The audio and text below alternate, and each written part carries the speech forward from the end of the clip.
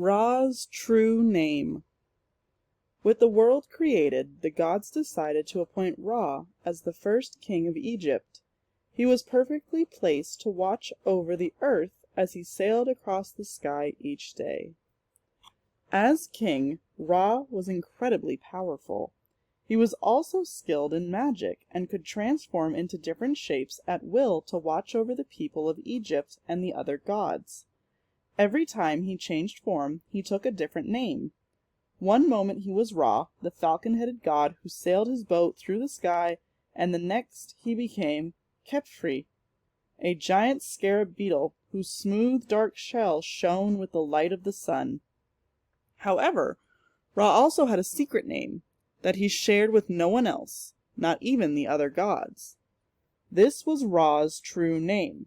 To know a god's true name was to have control over them, so he hid his carefully and only let the other gods call him Ra.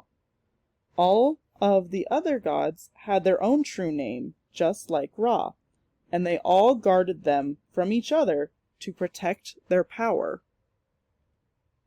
The goddess Isis, daughter of Geb and Nut, was the wisest of all the gods after Thoth, and she prided herself on knowing everything there was to know about the universe. Ra's true name, however, was the only thing that remained a secret to her. Isis was determined to find out Ra's true name by any means possible.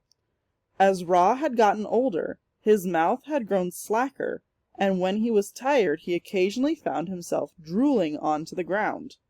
One evening, Isis waited for Ra to pass by in his boat, and she slyly gathered the spittle he left behind.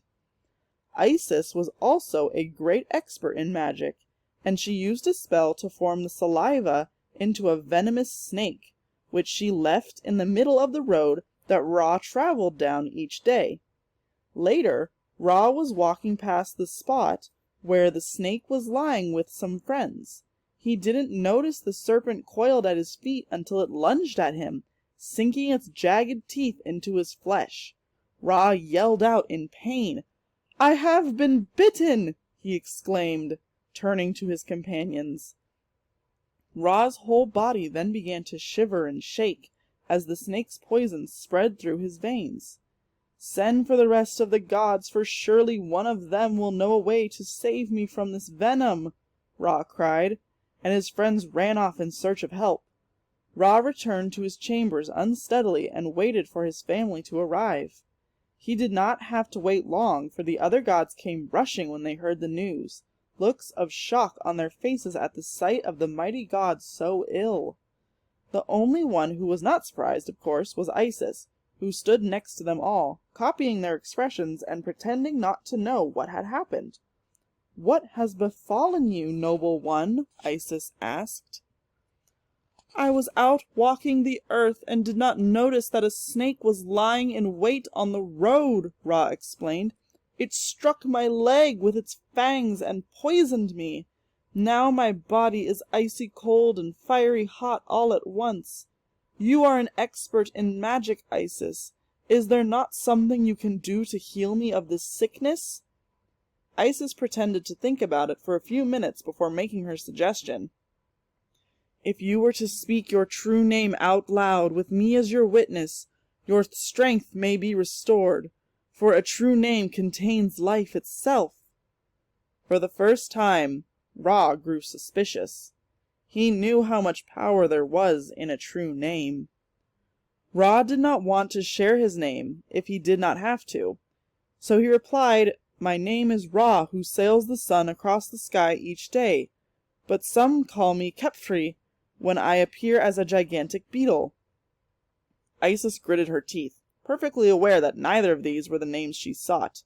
"Neither of those are your true names," she replied, crossing her arms. There was nothing else Ra could do. The venom continued to rage through his system, and, trick or not, this was the only way he could be cured. So he lowered his head to Isis's ear and whispered his true name so that only she could hear it. A wide smile spread across Isis's face. When she leaned the final piece of knowledge she lacked, and she raised her arms high over her head to chant, Venom, you have heard the true name of Ra, and I command you to flow out from his body and leave him unharmed. I, Isis, decree that Ra shall live." With that, the venom was drawn out of Ra's body. In an instant, Ra stopped shaking and felt his power return to him.